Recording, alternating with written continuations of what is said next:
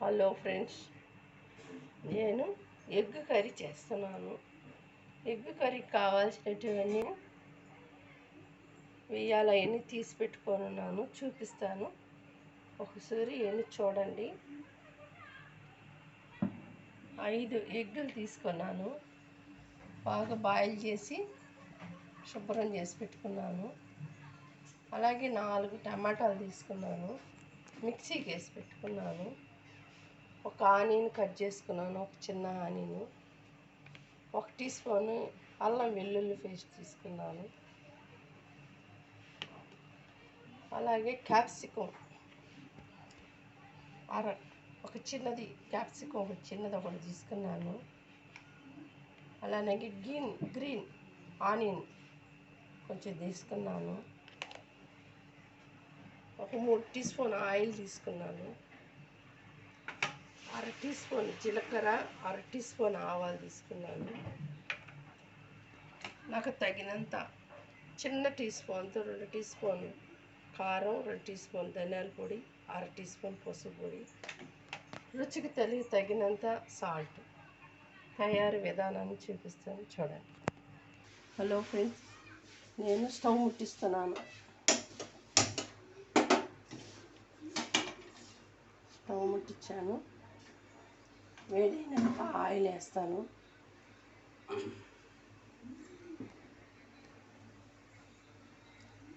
3 tea స్పూన్లు oil తీసుకున్నాను. 3 tea స్పూన్ల ఆయిల్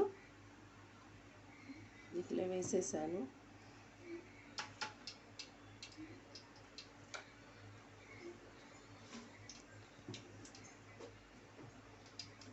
చూస్తూ ఉండండి ఎలా చేస్తాననేది. చూసి ఫ్యామిలీ చేయండి, చూడండి. బాగా మాకు సపోర్ట్ చేయాలని కోరుకుంటున్నాను నేను.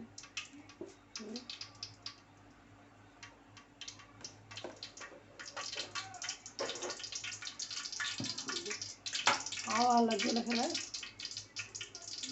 కొంచెం కరివేపాకు వేసాను.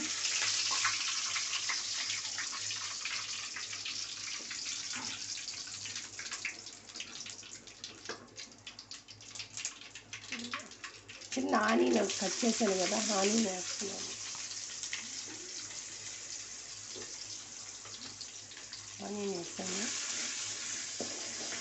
ఇది కొంచెం మనకు ఆనియన్ బాగా వాడాలంటే కొంచెం సాల్ట్ వేస్తే వాడతారు కాబట్టి 1/2 టీ స్పూన్ సాల్ట్ వేస్తున్నాను. 1/2 టీ స్పూన్ సాల్ట్ వేసాను. సాల్ట్ వేస్తే మనకు ఇది త్వరగా అవుతుంది. కూర కూడా ఎర్రగడ్డ మనకు తిన్నప్పుడు కూడా టేస్ట్గా ఉంటుంది. ఇట్లా ఉప్పు పడుతుంది కాబట్టి. ఇప్పుడు గ్రీన్ ఆనియన్ వేస్తున్నాను. గ్రీన్ ఆనియన్ కొంచెం తీసుకున్నాను, వేసాను. మంచిది, గ్రీన్ ఆనియన్ తింటే మంచిది కాబట్టి మీరు కూడా తినచ్చు. మంచిది, దీనివల్ల మంచిగా ఉంటుంది ఆరోగ్యానికి.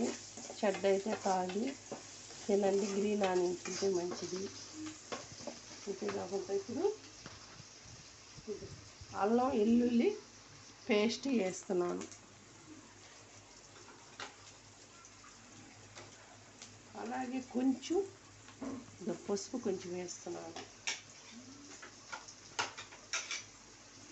చూడండి, ఇలాగా చేయాల.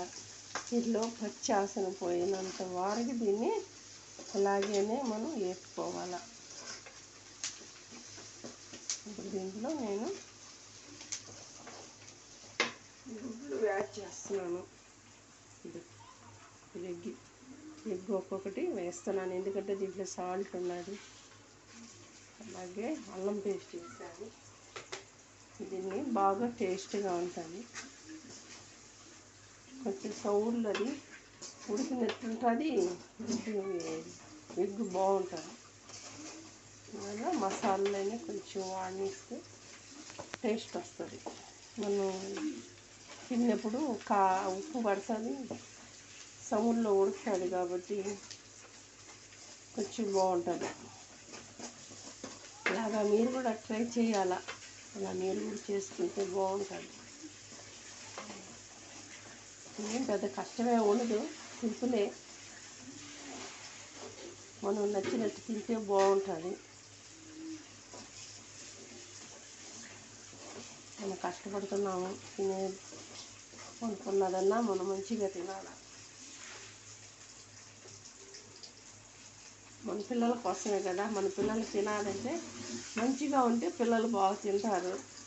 పిల్లలు మంచిగా తింటే మనకు బాగా తృప్తిగా ఉంటుంది. పిల్లలు తినాలనే మన కోరిక. కాబట్టి ఆయిల్ వేయించి ఎగ్ తీసేస్తున్నాను. కలర్ మారింది కాబట్టి తీసేస్తున్నాను. ఇలా తీసి పక్కన పెట్టుకొని ఇప్పుడు క్యాప్సికం వేస్తున్నాను. మన పచ్చి వాసన పోయినంతసేపు మనం దీన్ని ఫ్రై చేసాము. ఇప్పుడు క్యాప్సికం వేస్తున్నాను. ఇది కూడా కొంచెం సౌర్లో మనకు వాడితే బాగుంటుందని క్యాప్సికం సౌర్లో వేసాను. కాబట్టి తినండి, చాలా బాగుంటుంది. ఇది చిన్నపిల్లలు కూడా తింటుంటే చాలా బాగుంటుంది క్యాప్సికం.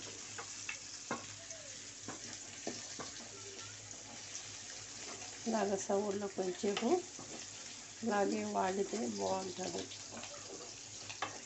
అన్నిట్లో వేస్తారు చూడు క్యాప్సికం, కొన్నిట్లో వేస్తారు, ఇంకా బాగుంటుంది. కాబట్టి దీనివల్ల మంచి ఆరోగ్యానికి మంచివే, కానీ చెడ్డవైతే కావు ఇవి.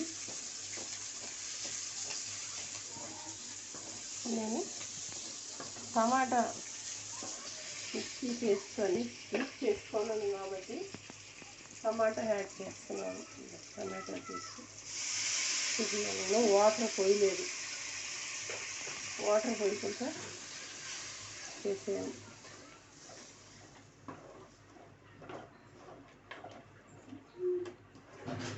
ఇది బాగా ఉడికితే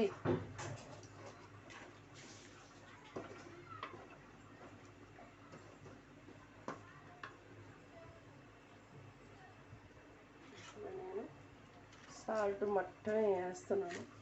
ఎందుకంటే టమాటా పోసాను కాబట్టి కొంచెం సాల్ట్ మట్టమే వేసాను.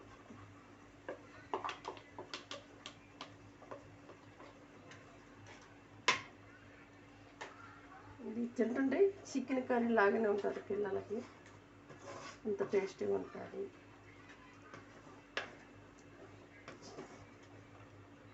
ఇట్లా ఏమి మనం అవి కారం వేసి చేయలేదు, లిమిట్గా కారం అన్నీ లిమిట్గా వేస్తున్నాను.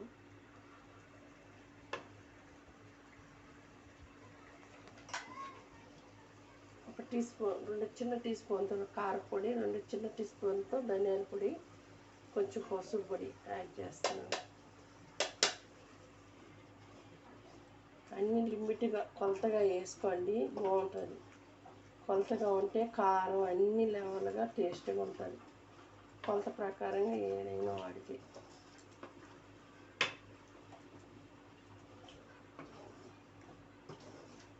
కొలుతున్నారు, అన్నిటికీ కొలుతుంటే బాగుంటుంది. ఇట్లా మనం కొంచెంసేపు